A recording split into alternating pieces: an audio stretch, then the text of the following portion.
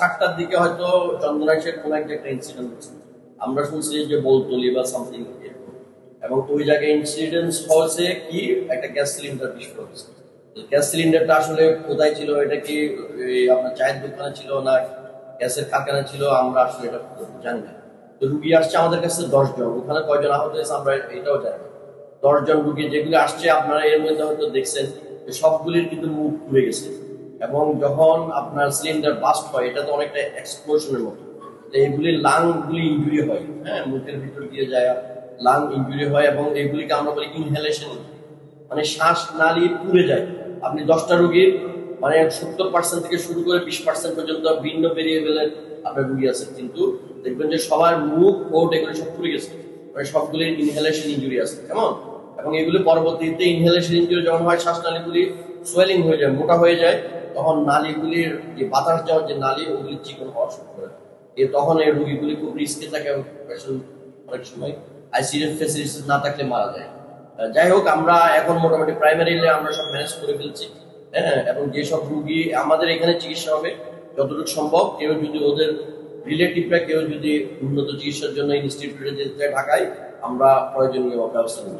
হ্যাঁ, এগুলি হচ্ছে মেইনলি সিলিন্ডার বিস্ফোরণ, এবং এই সিলিন্ডারগুলির যে বারবার বিস্ফোরণ হচ্ছে, ভিন্ন ফ্যামিলি মারা যাচ্ছে, এগুলো আমরা অনেকবার বলছি, এবং এগুলির জন্য একটা নিয়ম কারণ থাকা দরকার যে সিলিন্ডারগুলি কিভাবে তৈরি হয়, কিভাবে যাতে বিস্ফোরণ না হয় সেই ব্যবস্থার জন্য আপনারা সবাইকে বলতে পারেন। আমি মনে করি এই বিষয়ে যথেষ্ট সতর্কতার দরকার আছে, এবং এটা একটা কমন বিস্ফোরণ। হ্যাঁ, এই বিষয়ে প্রচুর লোকজন অলরেডি মারা গেছে। আমরা গত 5 বছর ধরে এগুলো নিয়ে কথা বলতেছি, আপনারা একটু আওয়াজ তুলেন যে সিলিন্ডারগুলি কিভাবে তৈরি হয়, সঠিকভাবে তৈরি হয় কিনা, যাতে কোনোভাবে বিস্ফোরিত না হয়। এটা হচ্ছে আজকে আমাদের রুগীগুলো সব খারাপ, সবগুলি শ্বাসনালী পড়ে গেছে, এবং যে 10 জন রুগী আসছে সবগুলির 70%, তারপর হচ্ছে 62%, 51%, এবং সবগুলির অবস্থা খুবই খারাপ। আমরা চিকিৎসা চলতেছে, চিকিৎসা আমাদের এখানে যতটুকু সম্ভব আমরা চেষ্টা করবো এখানে পাবে। আমাদের কাছে যে তালিকা আছে আমরা দেখতেছি সবগুলি খারাপ, কারণ এগুলো সবগুলি ইনহেলেশন ইনজুরি আছে।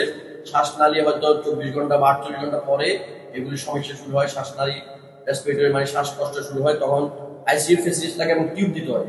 টিউব দিলে অনেক সময় দেখা যায় যে পেশেন্ট সার্ভাইভ করে যায়, ধরেন 3-4 দিন জুড়ে টিউব থাকে, অনেক সময় পেশেন্ট সার্ভাইভ করে যায়, পরে আবার আস্তে আস্তে এই বার্নের চিকিৎসাগুলি হয়। যাই হোক, এখানে মোটামুটি আমাদের কাছে যে লিস্ট আছে 70% আছে, 55, 60, 70, 45 অনেকগুলি রোগ, এবং সবগুলি ম্যাক্সিমামই আপনি 90% খারাপ। উন্নত চিকিৎসার জন্য কাউকে ঢাকা পাঠানো, উন্নত চিকিৎসা বলতে আমাদের চিকিৎসা সব এখানে চলছে। উন্নত যেটা দরকার সেটা হচ্ছে আইসিইউ সাপোর্ট।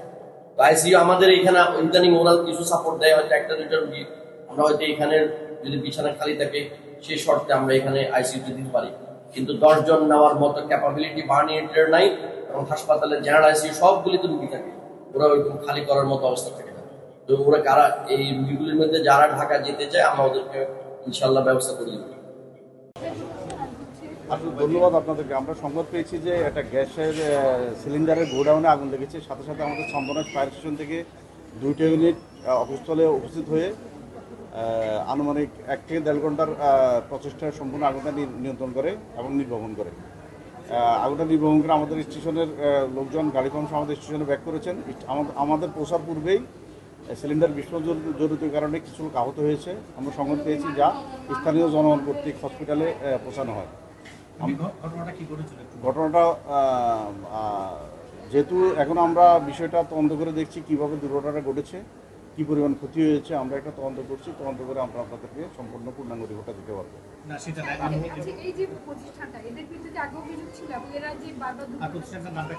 আমরা এখনো প্রতিষ্ঠানের নামটা আইডেন্টিফাই করতে পারিনি, প্রতিষ্ঠানের নামটা আইডেন্টিফাই করে আমাদেরকে জানাবো। আসলে এটা ইতিপূর্বে আমি বলেছি, আমরা যখন দাহ্যবস্তু মজুত করব বা গোডাউন করব, সেখানে আমাদের ফায়ার সেফটি প্ল্যান প্রণয়ন করে, ফায়ার সেফটি বাস্তবায়ন করে, মজুত নীতিমালা অনুসরণ করে দাহ্যবস্তুটা মজুত করতে হবে।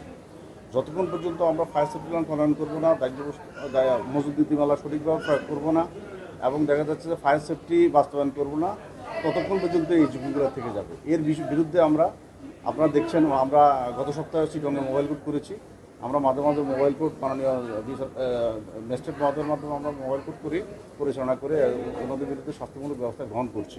এটা কন্টিনিউ প্রসেসটা। এই তথ্যটা আমি আপনাকে একটু পরে জানাতে পারবো। আপনারা বলছেন যে ফায়ার সেফটির কথা বলছেন, এটাতে ছিল কিনা সেটা আপনারা দেখেছেন? এটাতে কোনো ফায়ার সেফটি ছিল না, কোনো ফায়ার সেফটি বাস্তবায়ন ছিল না, কোনো নীতিমালা এখানে বাস্তবায়ন করার কোনো ফায়ার সেফটি প্ল্যান এখানে প্রণয়ন করা হয়নি।